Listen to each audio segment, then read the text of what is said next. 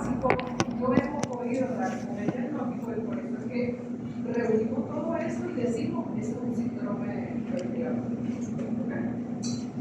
En la mayoría de las emergencias no dicen síndrome febril agudo, sino síndrome viral agudo. Pero no deben ser sinónimos. No deberían ser sinónimos.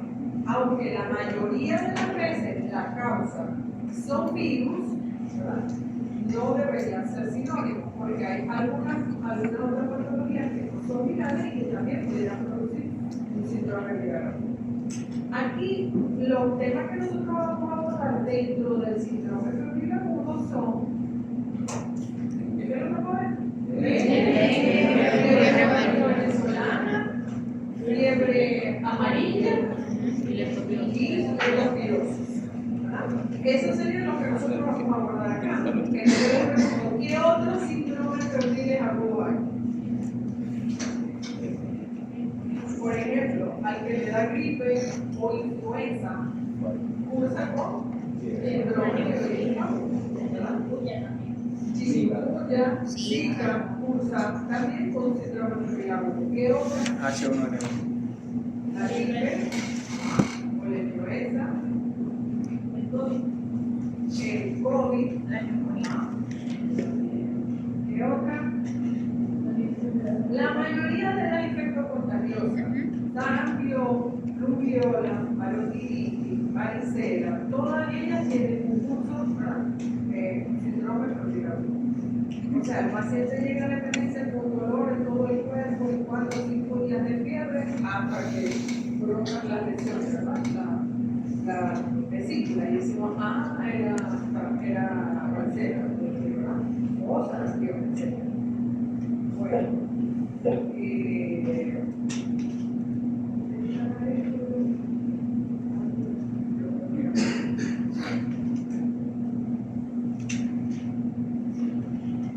entonces bien, vamos a iniciar con tema.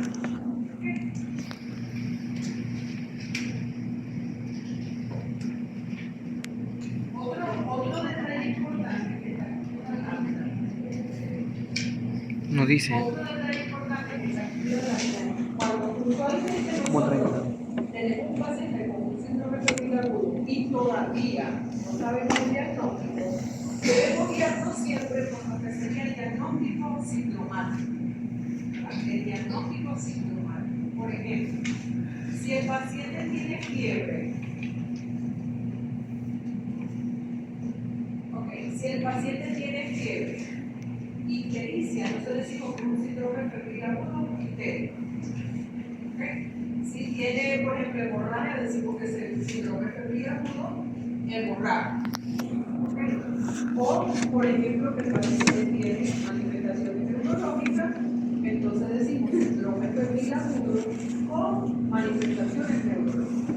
Eso es necesario hacerlo porque eso nos va a ayudar luego a poder orientarnos, ¿verdad?, en la solicitud de los exámenes de laboratorio, en las imágenes, etcétera, y para poder llegar al diagnóstico definitivo del paciente, ¿verdad?, con una relación, vamos a decir, costo-beneficio, ¿verdad?, apropiada para el paciente. ¿Okay?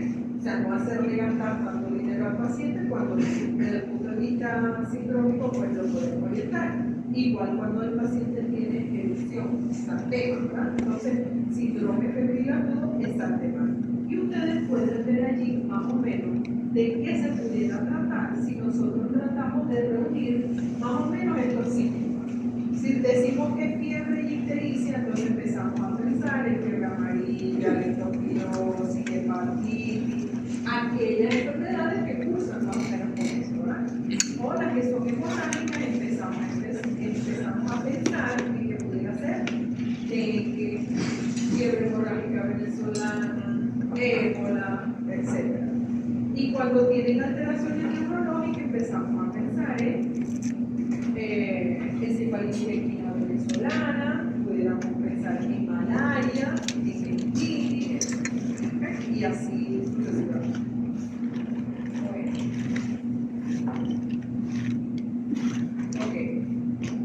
La mayoría de los síndromes febril picarudo son arbovirosis.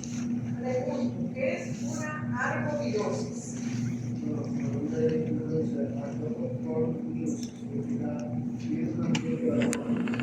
Ok, virus que son transmitidos por artrópodos. ¿Y qué es un artrópodo?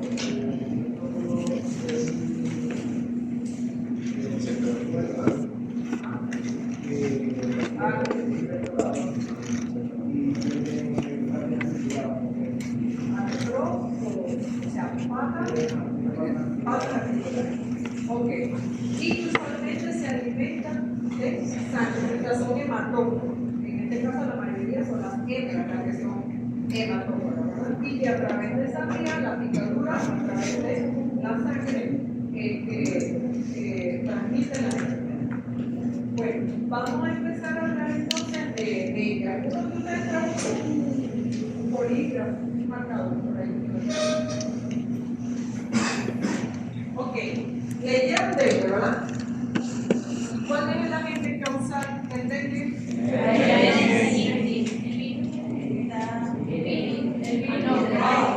Así mismo, ¿ves? Pregunta en el examen.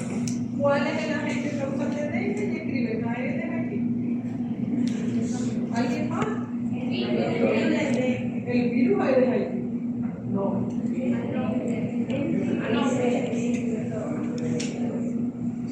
¿Quién lo produce? El virus dengue.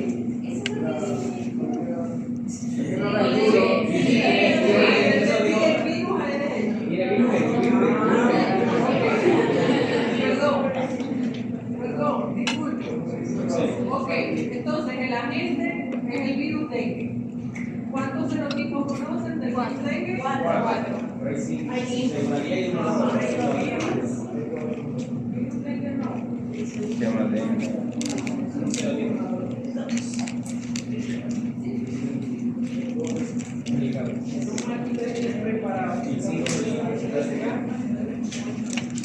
A ver, entonces, decimos que,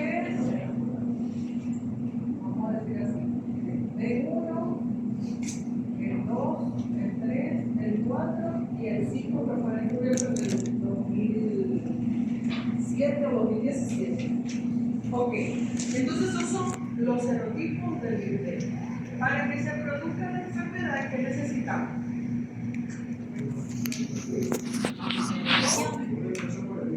Ok, entonces, a ver, necesitamos una persona que esté enferma, ¿verdad? El mosquito y una persona sana, ¿verdad? Para transmitir la enfermedad. ¿Okay? Y además, unas condiciones ambientales propias para que se produzca no solamente la transmisión, sino la reproducción del virus, ¿verdad? Entonces tenemos el virus dengue, la persona enferma, la persona sana y el mosquito. ¿Okay? Para que se pueda transmitir la enfermedad. Ok, ¿cuánto es el periodo de incubación? ¿Cuánto tarda desde que el mosquito pique a una persona enferma y transmita la enfermedad a la persona sana? Ya me acuerdo que ustedes fueron para el examen, ¿no estudiaron dengue? ¿Ah? ¿Estudiaron o no estudiaron dengue? ¿No? Ok, de 3 a 7 días, pudiera tardar hasta 7 días. Okay. Usualmente los periodos de incubación son cortos. El virus dengue, ¿verdad? Aparte de que tiene que estar en mosquitos para él mantenerse vivo, se habla de que además hay 2 ciclos, que sería el ciclo urbano y un ciclo selvático. El ciclo selvático permite la permanencia del virus dengue dentro del reservorio de otros animales. Pero vamos a decir que la que transmite el dengue a los humanos es el ciclo urbano y se produce de persona enferma a persona sana a través de la picadura del mosquito. ¿Sí?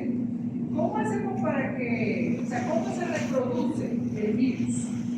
¿Cómo se reproduce el virus? Por supuesto que participan activamente los mosquitos, ¿verdad? Y los mosquitos van a poner unos huevos en los recipientes, usualmente en recipientes donde tengan agua estancada.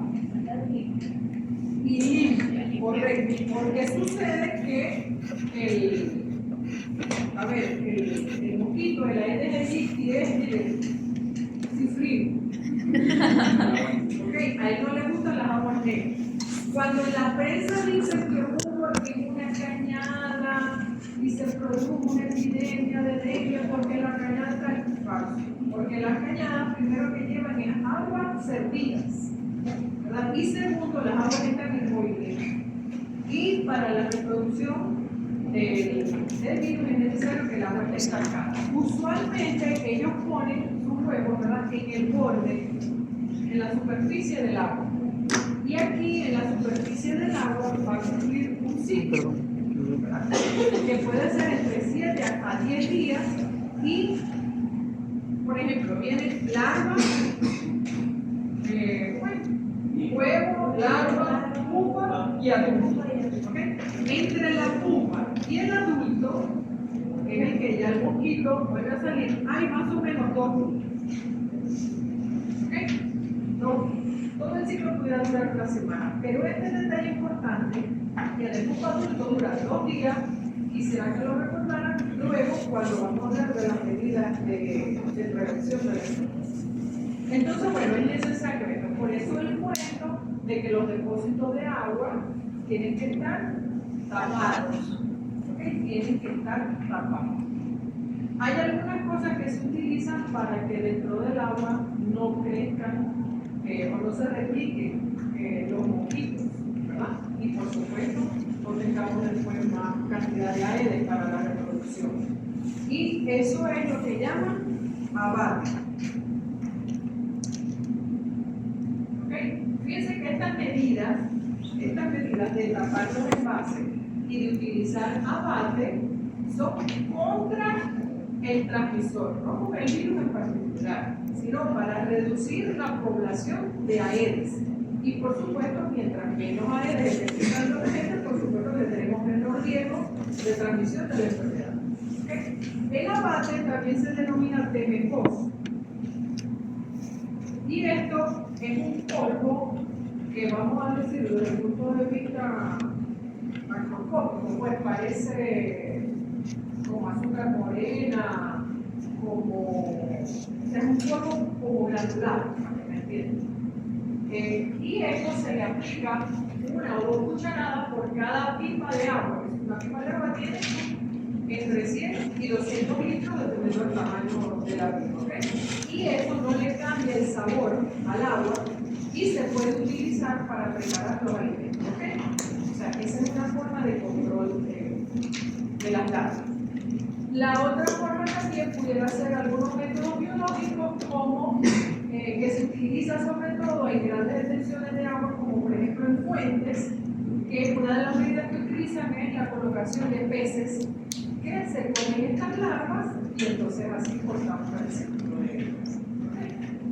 Bueno, entonces fíjense, dentro de las medidas de prevención del dengue están ¿cuáles? A ver,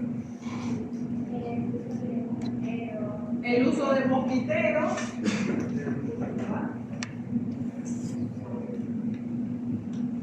¿qué otra? Insecticidas. Ajá, el uso de insecticidas. Vamos a ponerla aquí. Abajo. Insecticidas y repelentes. Se puede cerrar, pero tapar lo que son los tanques de agua. ¿Qué otra medida? ¿Qué más podemos hacer para que la persona no se enferme de esto? La ropa. Evitar el agua estancada. Evitar el agua. La propagación del vector. Ajá. Evitar un hacinamiento de agua, tapar las pipas. Ajá, proteger los almacenamientos de agua. O sea, si son sumamente necesarios, o sea, sumamente necesario tener agua depositada, pero por lo menos destapada. ¿Okay? Si son extensiones muy grandes, un tanque, y no tengo una tapa para un tanque, aplicar abajo. Eliminar recipientes que tanquen agua. Eso, eliminación de los criaderos, se llama así. Eliminación de criaderos. Eliminación de los criaderos. Ok. Ajá. El uso de ropa adecuada. Para saber, a ver, una ropa adecuada sería una ropa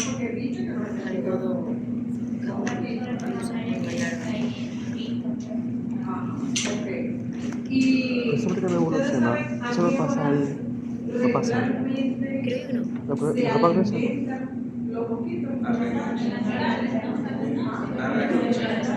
Exacto. Cuando la intensidad del sol es más tenue. O sea, inicialmente es El atardecer. a primeras horas de la mañana y luego en el atardecer. Ok, ¿qué otras medidas podemos usar? Yo había leído para eso de una vacuna. Vacunas que están creando, pero no sé qué. Las vacunas, que aún todavía están en experimentación, pero ya hay algunos modelos de vacunas. Ok.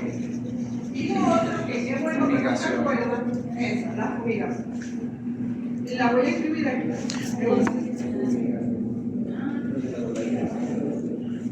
Yo sí soy. La fumigación. Entonces, miren, la medida más importante para la prevención del dengue es esta: la eliminación de los criaderos. ¿Okay? La eliminación de los criaderos, que usualmente va acompañado con las medidas educativas. Hace años, acá en el estado, una epidemia de dengue, pero muy Cuando fuerte. dice eliminación del Y una de criadero, las habla de medidas que ayudó a tapar bajar los la almacenes de agua. contundente en los casos fue lo que llamaron tarea escolar sobre el dengue.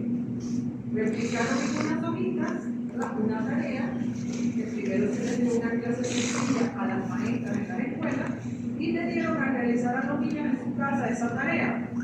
El niño resultó como un replicador de la información en sus hogares, porque el niño llega a la casa y le dice: mamá, tengo que hacer una tarea. ¿Qué tarea es? Mamá, tengo que ubicar si aquí en la casa hay criaderos de dengue. ¿Y qué es eso? No puede haber agua depositada. Yo sí, también me pasó. Y eso fue una de las medidas económicas y que ayudó a disminuir la incidencia de otras. Aparte de eso, Entonces, también esas hacía son las propaganda medidas en la televisión. Ok. Muy por último dejamos la fumigación. Sea fumigación realizada de forma manual, ¿verdad? Con vehículos que ayudan a fumigar o incluso aéreas. Esas son las medidas que debemos dejar, pero en último caso. Porque fíjense, si yo elegí un criadero de la casa, ahí no voy a tener chance de que se vuelva a replicar el movimiento, ¿verdad? Y aparte, miren, nosotros los venezolanos somos una raza que no nos gana nadie en esperanza, vamos a decir en generosidad, pero somos muy particulares. ¿Okay? Aquí va a pasar un camión, por ejemplo, de eso de salud ambiental, y va a fumigar porque hay dengue y la gente dice: cierren las puertas y ventanas que estamos fumigando, ¿verdad? Y tenemos que hacer todo lo contrario. Hay que abrir las puertas y las ventanas, ya que el mosquito tiene hábito domiciliario, para que la fumigación pues haga el efecto adecuado. ¿Ok? El detalle es el siguiente: que yo fumigo hoy, no hay mosquitos, pero resulta que en 2 días todos aquellos huevos, larvas o pupas que estaban en los depósitos de agua, o que permanecen en los depósitos de agua si no hago la eliminación de los criaderos, en 2 días tengo algo otra vez. ¿Okay? Entonces, por eso la fumigación no es la mejor medida. Esa la utilizamos cuando todas estas han fracasado y sobre todo cuando tenemos epidemias de dengue hemorrágico o dengue con signos de alarma o con dengue grave. ¿Okay? Son medidas ya extremas, pero no son las mejores medidas. Bueno, entonces, vamos ahora cuáles son los síntomas de la fiebre dengue, o cómo lo consiguieron ustedes en el libro, cómo se clínicamente o cuántas fases tiene el dengue, etc. Fase crítica y fase de recuperación. Ajá. Fase febril, luego una fase crítica, Y luego fase de recuperación.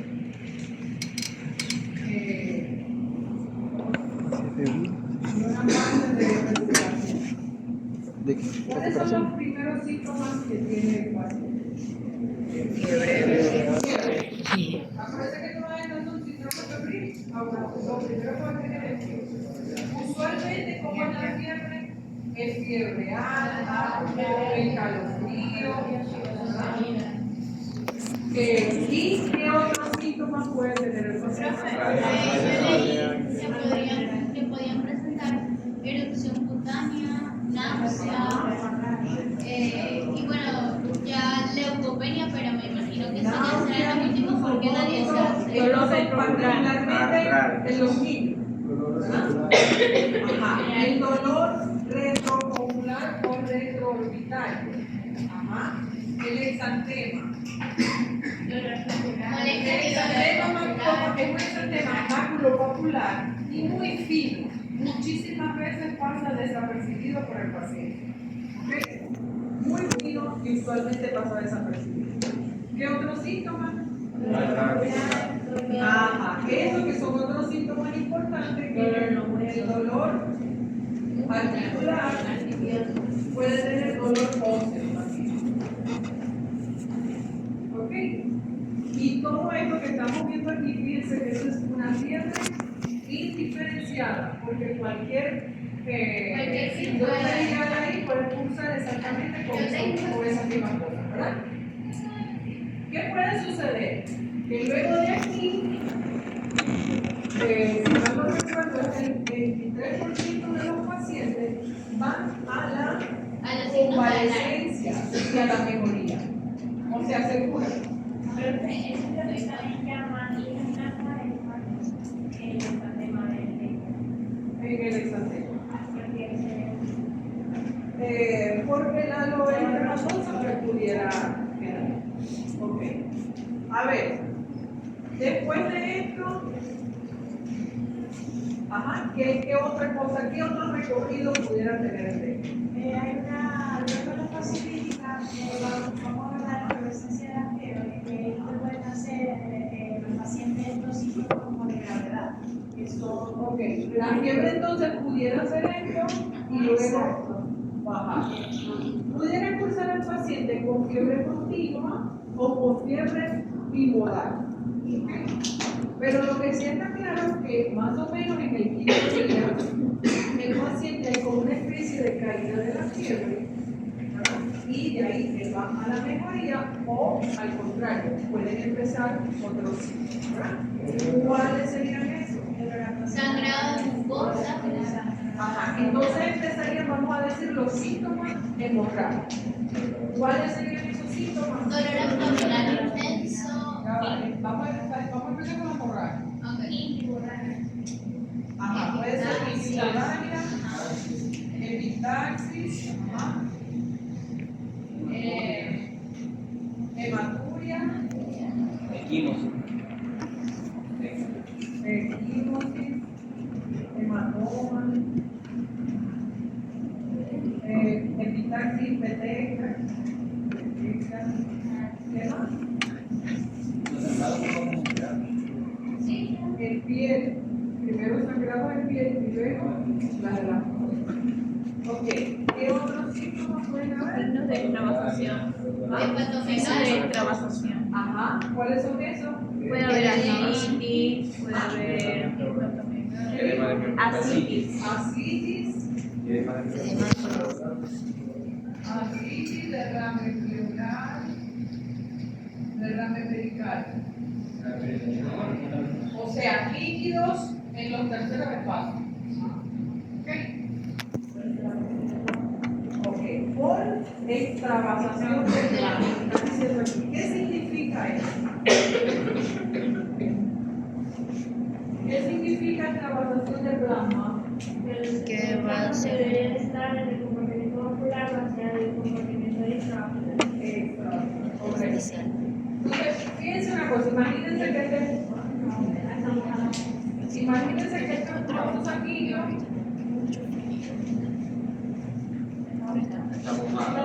¿Qué? No, estoy tratando de saber aquí dónde está más seco. Ok, imagínense que es un vaso sanguíneo y los vasos sanguíneos a su vez están constituidos por células, ¿verdad? Que van recubriendo el vaso y hay algunos espacios que quedan entre los vasos, ¿verdad? Ok. Entonces, el vaso sanguíneo, o vamos a decir por acción del propio virus, por acción del propio virus, uno de los principales daños que produce su sintomatología, ¿verdad?, es el daño que producen en las células dendríticas, en algunos macrófagos, y esto se va a, vamos a decir, produce sobre todo aumento del interferón y de algunas interleuquinas, que la principal actividad que van a tener es el aumento de la permeabilidad granular. ¿Okay? Entonces, en el vaso sanguíneo, adentro de los vasos sanguíneos, ¿qué hay? Glóbulos rojos, Blancos, glóbulos blancos, las plaquetas, plaquetitas, ¿verdad? Vamos a decir que estos son los elementos fuertes. Y además va la sangre, ¿verdad? O sea, la parte líquida, ¿verdad? Esta forma parte de la sangre, pero además no se liga los líquidos. Cuando se produce extravasación de acá de los líquidos hacia el espacio extravascular, ¿qué sucede dentro de los vasos sanguíneos? Se hemoconsena. ¿Cómo puedo yo evaluar que un paciente está, que los vasos sanguíneos aquí adentro están como más espesos? Porque la parte líquida se está saliendo de los vasos, ¿verdad? Entonces adentro la sangre queda como más espesa, o sea, hemoconcentrada. ¿Qué puedo yo hacer para saber si el paciente está con Una hematología completa. ¿Y en hematología qué voy a ver? Hematocrito. aumentado. Aumentado. A ver, solo el hematocrito. Bueno, la hemoglobina. Hay que hacer el índice hemoglobina hematocrito. Ok. Y si es mayor o igual a 3.5, el paciente está hemoconcentrado. ¿Ok? Hay que calcular el Índice de hemoglobina macrocrito. hematocrito sobre la hemoglobina, y si es mayor o igual a 3.5, el paciente está hemoconcentrado. Si yo digo que el paciente está hemoconcentrado, ¿qué significa? ¿Qué El extravasación? líquido se salió de los vasos sanguíneos. ¿Qué significa eso? Que el paciente necesita Líquido. ¿Ok? Esa es la tarea. Bueno, ok. La extravasación ocurre por lo del, o sea, porque hay dos propuestas.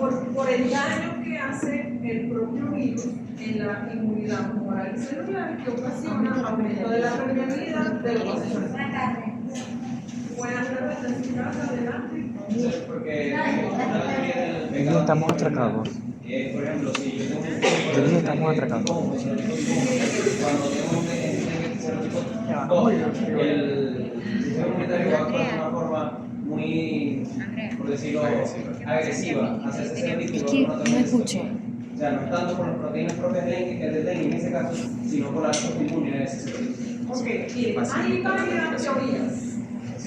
Hay varias teorías que tratan de explicar eso. Una de las más importantes dice, por ejemplo, usualmente el dengue 2 y 4, los serotipos 2 y 4 son los que se han relacionado más con las epidemias de dengue hemorrágica. Y otras son Estamos aquí a esas. 16 Pero en grados. realidad no hay una que de verdad puedan decir es eso, sino hipótesis de varias teorías.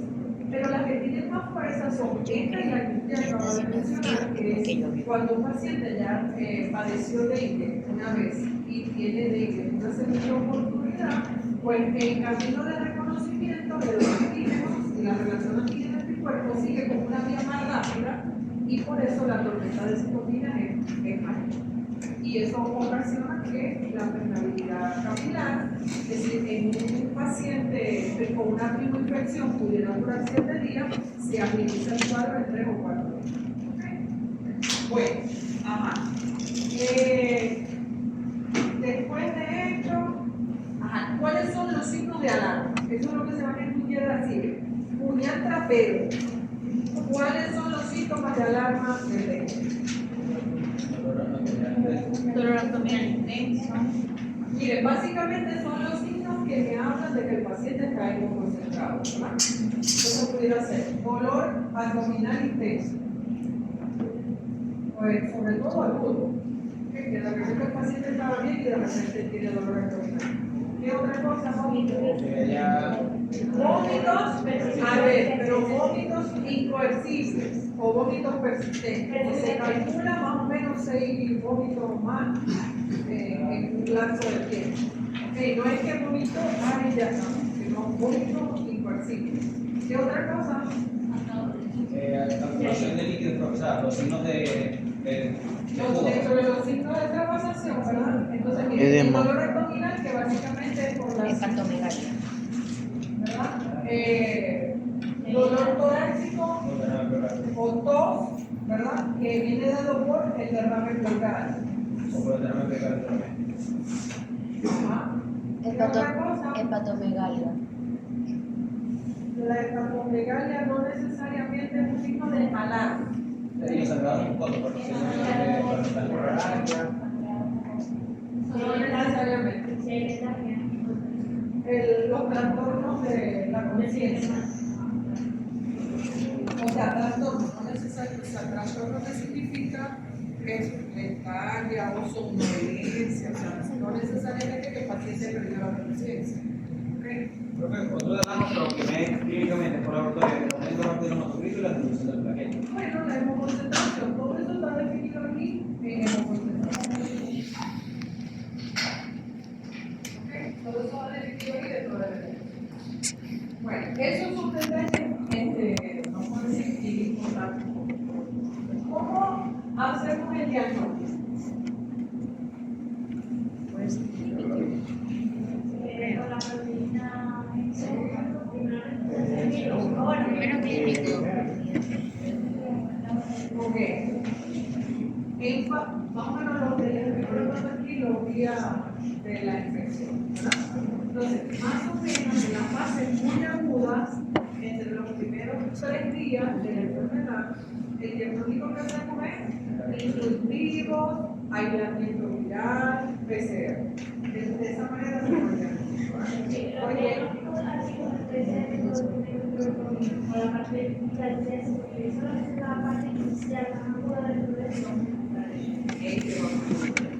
Ese. ¿Ok? Las otras pruebas, no, las pudiéramos hacer en otras fases, incluso. Pero el momento ideal, que es donde está la verificación activa, porque además no tenemos el sistema inmunológico en la propia defensa, sino que están todos los virus allí, todavía no se han liberado los anticuerpos que vengan a defendernos. ¿Okay? Entonces, esta es la fase más aguda. Luego, a partir más o menos del 5º día, Serología. se empiezan vamos a decir, a producir, ¿verdad? La inmunoglobulina. Principalmente la inmunoglobulina M. Vamos a decir que más o menos aquí empieza. La inmunoglobulina M y más o menos como al mes ella cae, ¿verdad? Y igualmente se empieza a producir acá la inmunoglobulina G, solo voy a sacar un poquito más, pero esta es la que va a estar positiva por el resto de la vida. ¿Okay? Entonces sería la M, que indica infección reciente, y la inmunoglobulina G, que hablaría de infección basal.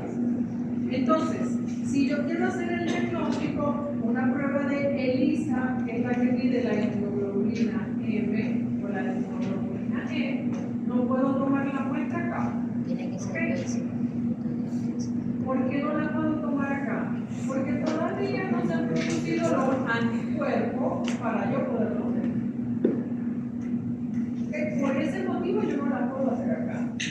Para poder hacer pruebas y tengo que esperar que ella se produzca y yo poderla pescar. Por eso, para hacer las pruebas de ELISA y IgG tiene que ser a partir del 5º día. ¿Correcto? Ok, entonces, en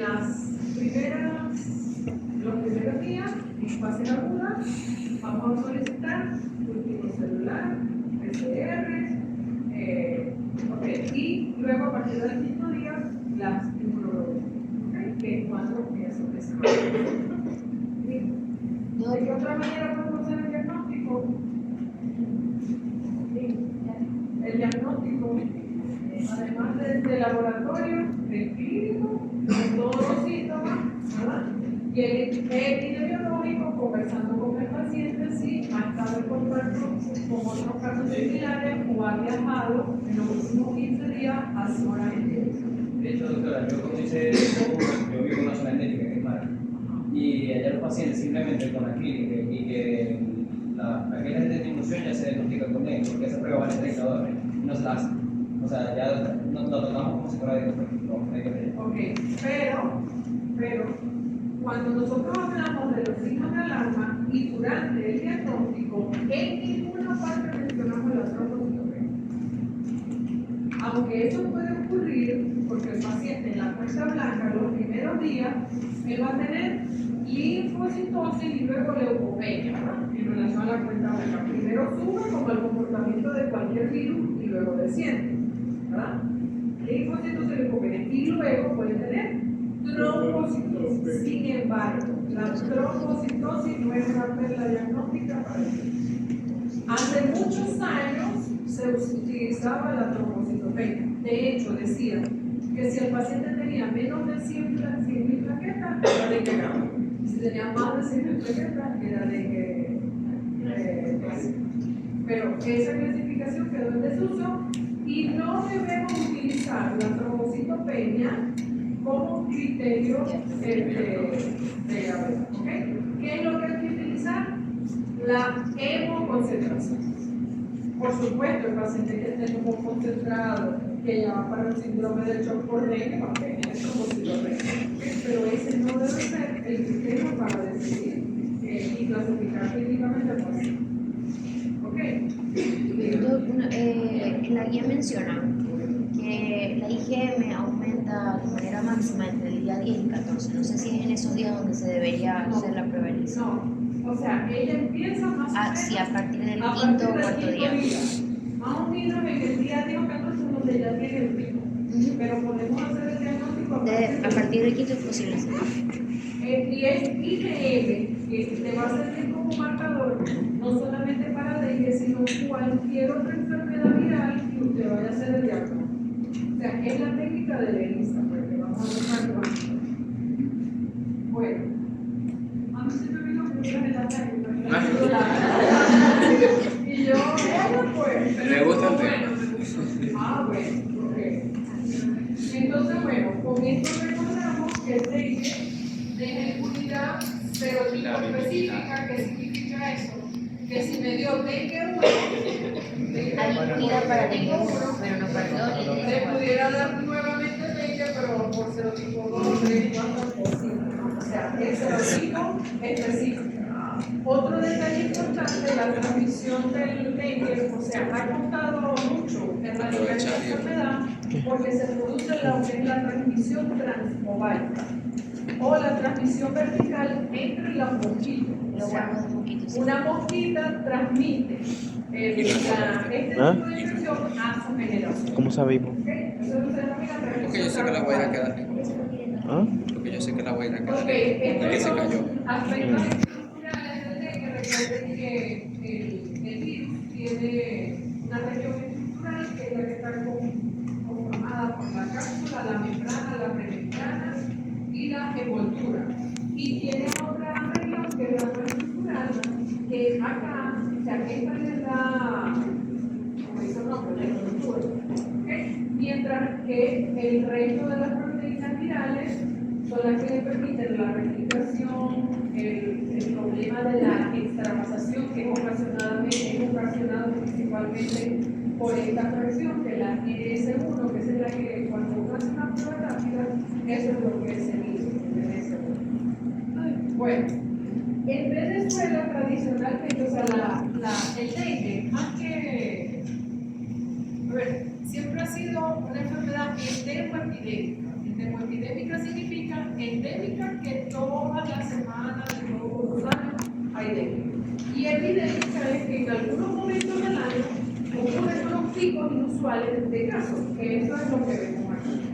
Ok, vamos más o menos, ustedes pudieran ver que para los años 2015, 2013, el número de casos era muy alto, luego pasamos por una disminución abrupta de los casos y ahora nuevamente nos encontramos en uno de esos. ¿Okay? El Zulia, si no me acuerdo bien por aquí, no sé dónde está, más o menos en el lado de Ajá, aquí llegamos. en mayo. Ah, bueno, miren que esto es hasta el mes de junio de este año. Porque les debo decir algo, el Ministerio de Salud volvió a publicar lo que son los boletines de muchos años, pero no lo publicaban. Desde el 2014, Oh my god. este año empezaron a publicar Oh my god. los boletines de grasa. Yo no me acuerdo.